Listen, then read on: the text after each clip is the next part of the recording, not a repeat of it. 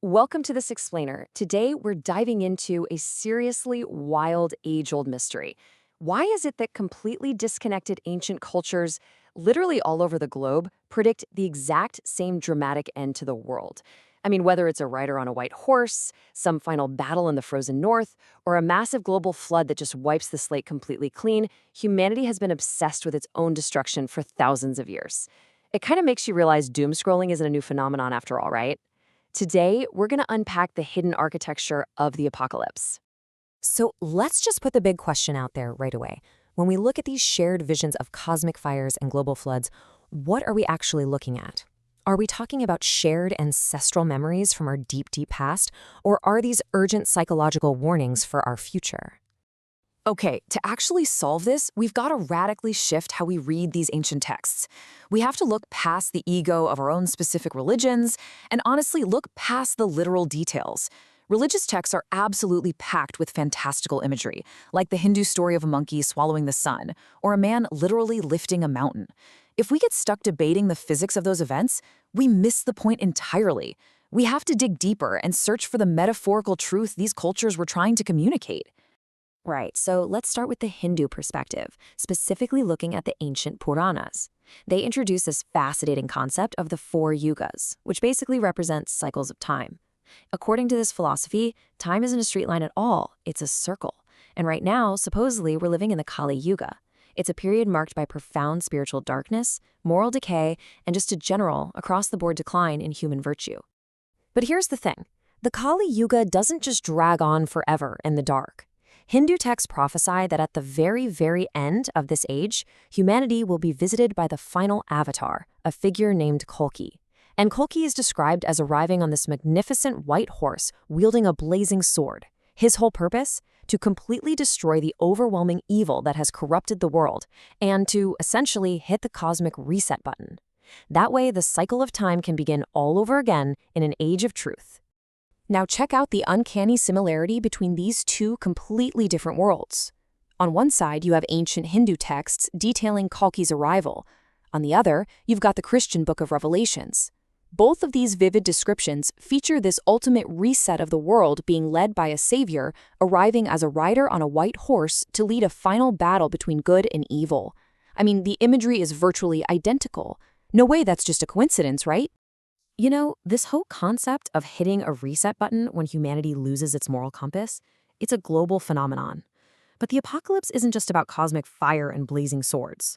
One of the absolute most prominent reset mechanisms we see across global traditions uses a completely different element entirely: water.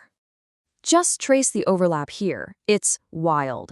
In Christianity and Judaism, God sees humanity has gone off the rails and sends a massive flood, with Noah building the ark.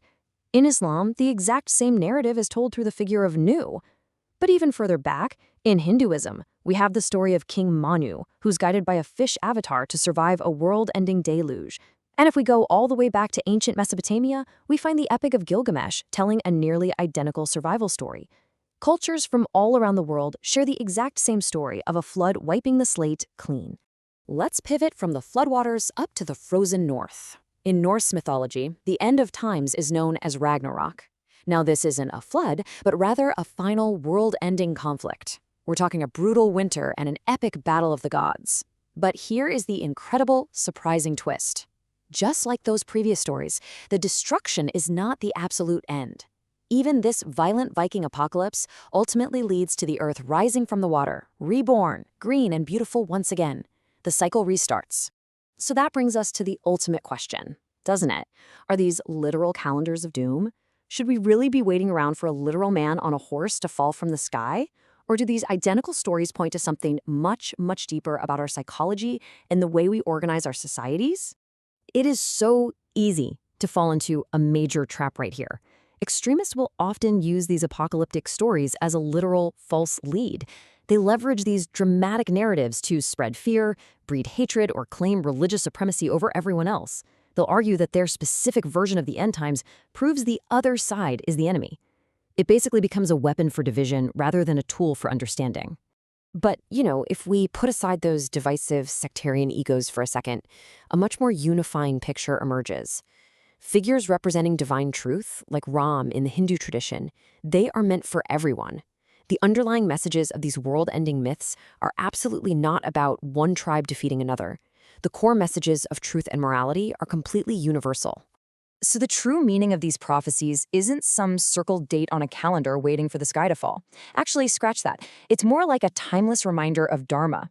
Dhamma represents our fundamental moral duty to one another, practicing patience, offering forgiveness, and living truthfully. Think of the apocalypse myth as essentially a global warning system regarding our Dharma. These stories are basically universal sociological warnings about what happens when humanity's operating system gets corrupted. The world truly ends when we lose our empathy and just stop caring for each other. It ends when we systematically value wealth and power over human lives. It ends when we let our own egos turn us into disbelievers of the common good. That, for sure, is the true dark age these texts are trying to warn us about. So instead of reading these texts as some terrifying prophecy of unavoidable doom, we really should view the concept of the apocalypse as an urgent call for moral unity. The ancient writers are practically pleading with us not to turn against our fellow citizens just for the sake of politicians or extremist ideologies. The physical destruction of the world is just a metaphor for the destruction of our societies when we let hatred win. And that, right there, reveals the ultimate, incredibly hopeful secret tucked inside all these dark myths. Because as every single culture's story ultimately tells us, from the green earth of Ragnarök to the brand new age of Kalki, the beautiful rebirth of the world only happens when we learn to live in harmony. The cycle only restarts when we finally embrace love and brotherhood. So as we wrap up this explainer, I want to leave you with this final thought to ponder. Now that you know the shared architecture of these global myths, are you going to keep waiting in fear for a literal end of the world? Or will you use this incredibly powerful ancient metaphor to reflect on your own Dharma and maybe change how you treat the people around you today? Because honestly, the end of the world might just be a mirror reflecting how we choose to live right now.